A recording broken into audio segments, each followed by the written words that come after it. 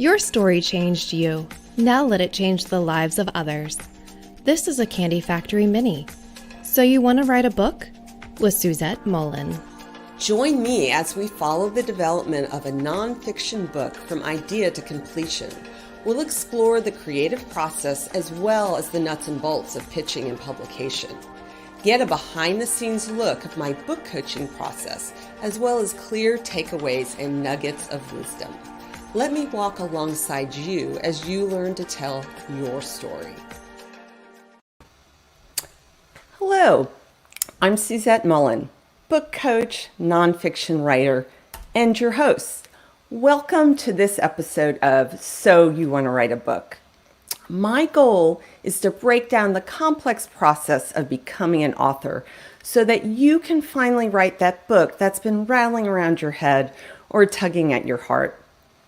And even if you never plan to write a book, I hope the stories and tips I share will help you become a better literary citizen and a more effective writer in your personal and professional life.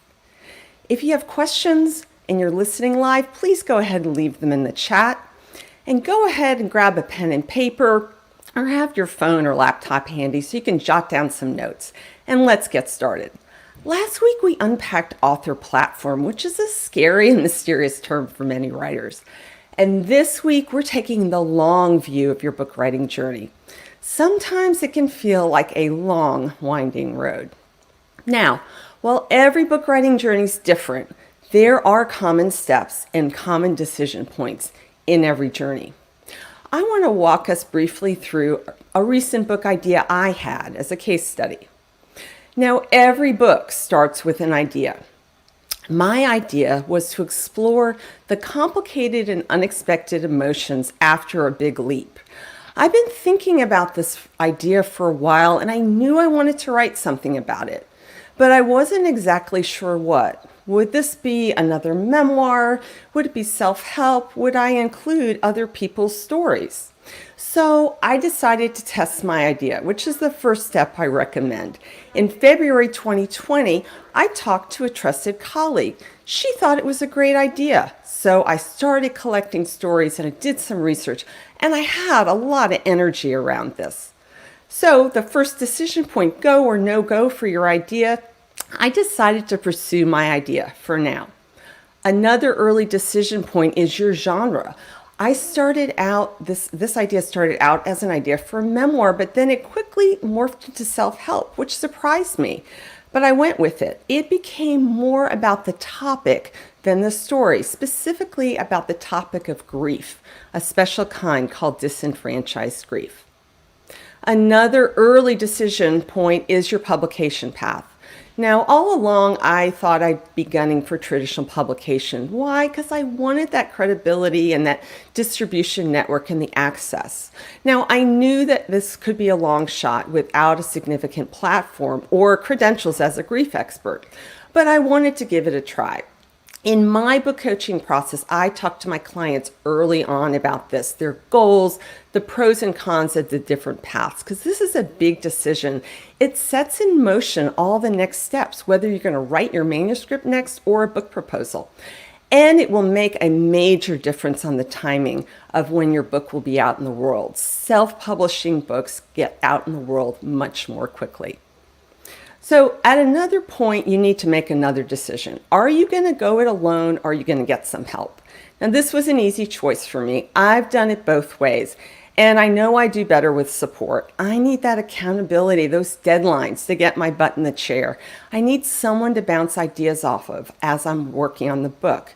I decided to work with a book coach who's in my book coaching community. Now, the decision about getting support typically comes up at the beginning of the process or after a writer goes it alone for a while and they're stuck or they're not making progress. Note, if your budget doesn't permit you to pay for support each step of the way, in my opinion, the best bang for your buck is getting the support up front before you spend tons of time writing in circles. Have someone help you get clear on your point, and then you can go ahead and write forward.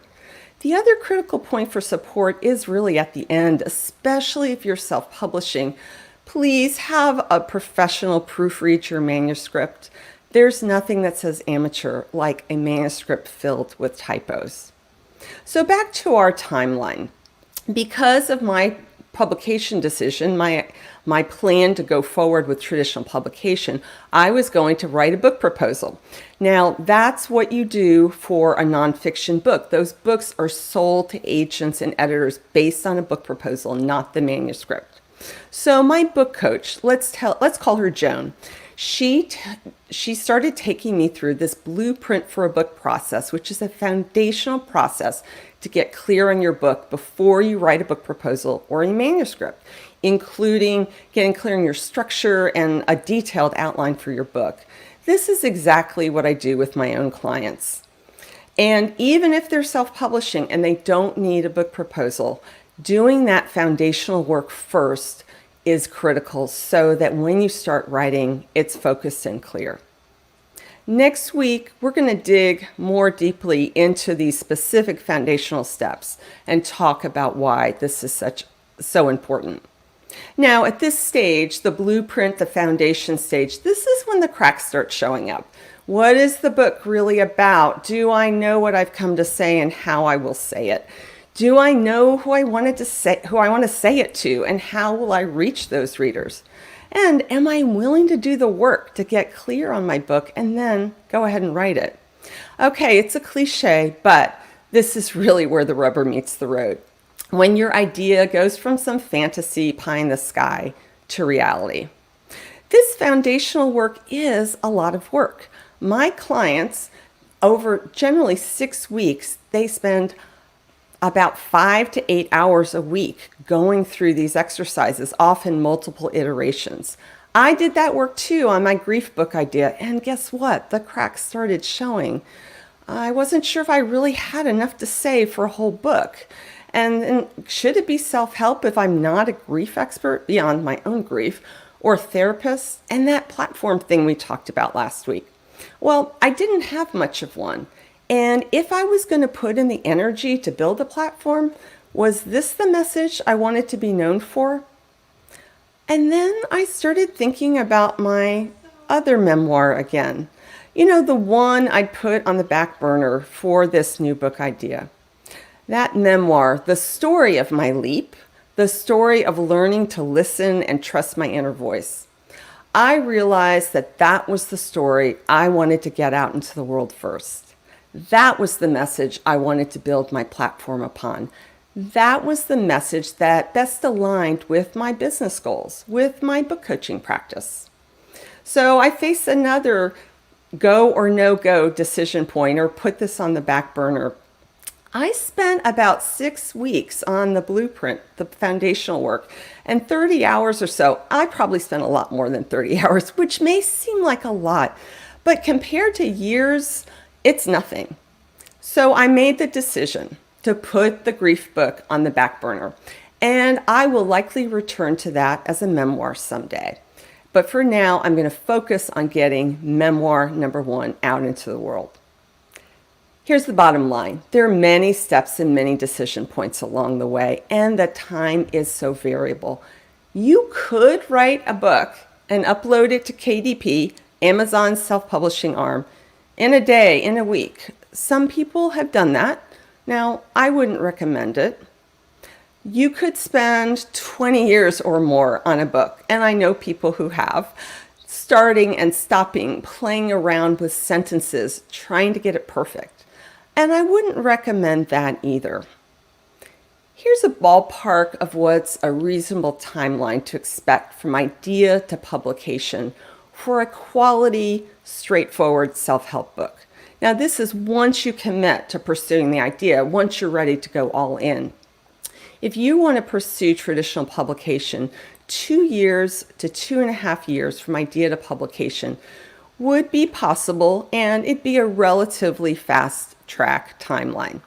Now, if you're self-publishing, it is entirely possible to go from idea to publication and produce a quality nonfiction book in under a year. Now, of course, that depends on the length and complexity of your book and your idea. Note, if you're writing memoir, it's going to take much longer. as a general rule, because the complexity of getting clear on your story and your narrative structure just takes time. It took Mary Carr, a best-selling author, 7 years to write Lit, and I'm on at least year 4 of my memoir. So we're talking about time. How much time should you commit each week? This is one of the most common questions I get from book coaching clients. Of course, it depends. And are you working with a book coach? You have deadlines that you've set yourself or your book coach has set. How much time you need to spend is going to depend on the complexity and length of your book. Now, for my authors that are working on self-help books and they're all in and they're ready to do the work, I tell them to expect to spend about 6 to 10 hours a week. Yep, that's a lot of time. It may mean working on the weekends, getting up early to write for an hour or two. Best-selling author John Grisham, when he was a lawyer, became a writer by stealing away a little time, 30 minutes to an hour each day. He wrote his first books on the train on his commute to work. That was it.